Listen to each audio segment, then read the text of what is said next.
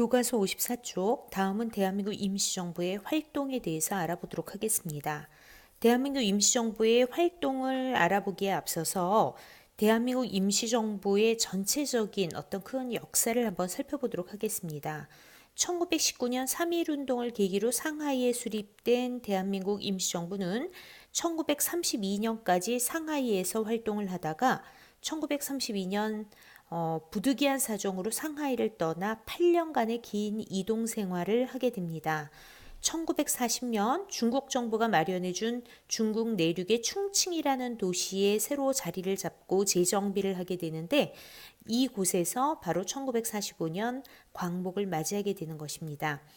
여기 나와 있는 임시정부의 활동이라고 되어 있는 것은 이 중에서도 특히 상하이에 있었던 상하이 시기 대한민국 임시정부의 활동을 설명하고 있습니다.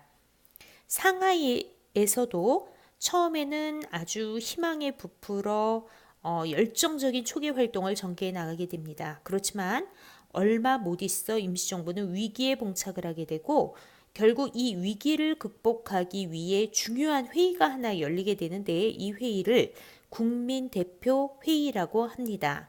자, 이 회의가 성과 없이 끝나게 되면서 임시정부는 결국 나락으로 떨어지게 되고 이때 임시정부를 포기하지 않고 끝까지 붙잡고 있었던 백범 김구 선생님이 임시정부의 살 길을 모색하는 가운데 결국 한인애국단이라는 이름의 의열단체를 만들게 되는 것입니다. 자, 그러면 먼저 임시정부의 상하이 시기 초기 활동부터 알아보도록 하겠습니다. 대한민국 임시정부는 독립운동에 필요한 자금과 정보를 모으기 위해 비밀 행정조직망의 연통제를 마련하고 비밀 연락 조직인 교통국을 설치하였다. 또한 독립공채를 발행하거나 성금을 거두어 독립운동 자금을 마련하였다. 이렇게 마련된 독립운동 자금은 연통제나 교통국을 통해 임시정부에 전달되었다. 임시정부는 워싱턴에 구미위원부와 파리에 파리위원부를 설치하고 외교활동에 힘썼다. 독립운동을 선전하기 위해 각종 외교 책자를 발행하였으며 독립의식을 고취하고 국내외 동파에게 독립운동의 소식을 알리기 위해 독립신문을 간행하였다. 자, 이 활동 내용 중에 키워드가 되는 것들이 바로 연통제, 교통국, 독립공채의 발행, 또 각 지역에 설치한 위원부, 그리고 기관지인 독립신문 이런 용어들이 대한민국 임시정부 활동의 어떤 초기 활동의 키워드들이라고 할 수 있겠습니다.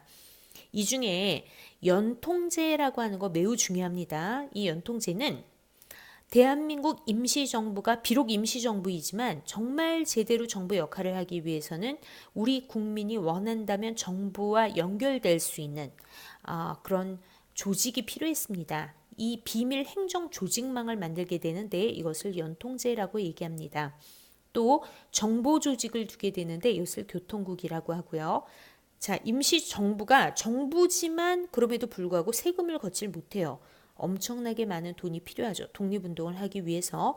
그래서 임시정부는 자발적으로 내는 성금을 걷어들이기도 하지만 적극적으로 독립공채라고 하는 것을 발행해서 필요한 비용을 마련을 하게 됩니다. 여기 독립공채 사진이 있는데 내용은 이렇게 쓰여져 있다고 합니다.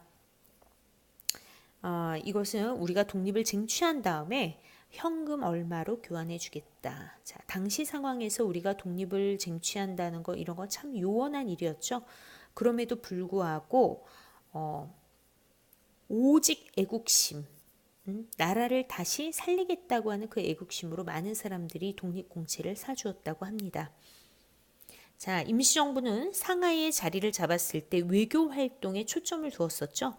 자, 외교 활동의 거점을 각 지역에 두게 되는데 미국의 워싱턴에는 구미위원부, 프랑스 파리에는 주파리위원부를 설치해 자, 여기서만 활동을 하는 것이 아니라 모든 국제회의에 대표를 보내 우리 민족의 실정, 자, 우리의 실정을 알리기 위해 노력을 하게 됩니다. 파리 강화회의, 워싱턴 회의, 스위스 제2 인터내셔널 회의, 그렇지만 성과는 거의 없었습니다.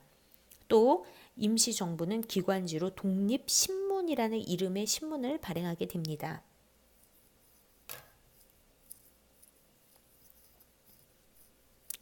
자, 그랬으나 그 대한민국 임시정부는 얼마 못 가 위기에 봉착을 하게 되는데요. 여러 가지 상황이 벌어지게 됩니다. 먼저 비밀 행정 조직망이었던 연통제의 어떤 그 모습이 완전히 드러나게 되면서 연통제가 와해되고 또 정보 조직인 교통국도 와해가 되고 맙니다. 무너지는 거죠. 외교 활동에서 아무 성과가 없습니다. 자, 이러던 차에 당시 대통령이었던 이승만이 미국 대통령에게 위임 통치 청원서라고 하는 것을 보냈다는 사실이 만천하에 알려지게 됩니다. 위임 통치 청원서라 하면 국제연맹에서 한국의 통치를 맡아서 보호해 줄 것을 요구한 문서. 자, 이승만이 단독으로 우리의 의견을 묻지 않고 우리는 일본의 식민 지배만 받지 않으면 되니까 국제연맹에서 좀 우리를 데려가서 맡아서 통치를 해달라 이렇게 요청한 것이 바로 위임 통치 청원서입니다. 자, 이 위임 통치 청원서 건이 벌어지게 되자 각 지역에 있었던 독립운동가들 난리가 납니다. 임시정부는 엄청난 위기를 겪게 되고 이 위기를 어떻게 해서든지 해결해 보자 상하이에 각 지역에 있는 모든 독립운동가들이 상하이에 모여 회의를 열게 됩니다. 이 회의를 우리는 국민대표회의라고 합니다. 자, 중요한 회의예요. 국민대표회의. 그러나 이 국민대표회의가 열렸을 때 각자 자기 주장만 하다가 결국 다 임시정부를 이탈하게 되고 임시정부는 빈 껍데기만 남은 채 나락으로 완전히 추락을 하게 되는 거죠. 자, 결국 국민대표회의가 실패로 끝난 다음에 임시정부의 입법부인 임시의정원에서 초대 대통령인 이승만을 탄핵하게 됩니다. 그리고 우리나라 국무령이라는 사람을 수반으로 하는 내각 책임제도의 개헌이 이루어지지만 그 이후에 임시정부는 상당히 침체된 시기를 오랫동안 버텨내야 했습니다. 자, 다음 질문에 알맞은 답을 써보자. 그 전에 이 임시정부 임시의정원의 어떤 그 대표 사진들을 한번 쭉 보도록 합시다. 주요 인사들은 거의 두 번째 줄에 있는데 여기 있는 이 분이 바로 김구 선생님이십니다. 처음에는 별 볼 일이 없는 미미한 존재였지만 임시정부가 위기에 처하고 다들 임시정부를 떠나갔을 때 정말 돈 없고 그 동포들의 집을 전전하면서 하루 한 끼로 끼니를 연명하며 임시정부를 지켰던 분, 이분이 바로 김구 선생님이시고 마지막에 대한민국 임시정부의 주석이 되어 임시정부를 이끄는 역할을 하시게 됩니다. 통합된 대한민국 임시정부가 수립된 곳은? 자, 어디죠?